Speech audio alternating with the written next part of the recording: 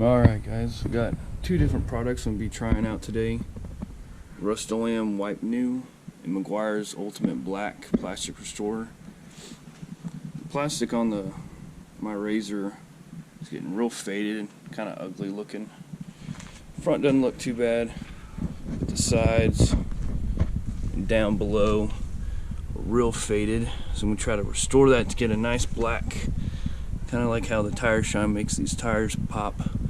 Try to restore some of that and be doing a comparison. So you can see here with the cover removed how black that plastic used to be and just how faded it's become. The one I'm going to use here is the Rust-Oleum Wipe New, and it's actually a ceramic protection. Here's what all is included in the Rust-Oleum Wipe New box. Got a pair of nitrile gloves, 3 packages of prep wipes, and then 3 packages of Wipe It. So we'll go ahead and prep the surface over here on the left side and get started. Okay guys, you can see it's been applied. This plastic doesn't seem to take to the ceramic coating as well as this front. This front plastic and the sides really take on that nice black shine from that ceramic coating. You can see on the fender right here where I kind of touched a little bit. I will be doing these fenders as well, but it really came out good. I'm also going to test out the Meguiar's, but the ceramic really does the job.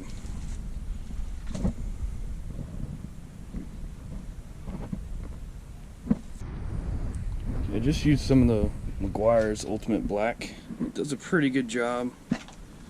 Still just not as good as that ceramic coating.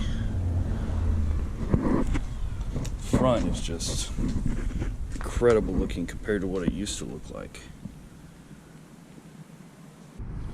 So if your plastics on your razor have begun to fade like mine did, and you're looking for something to bring back that nice deep black shine, this Meguiar's is pretty good.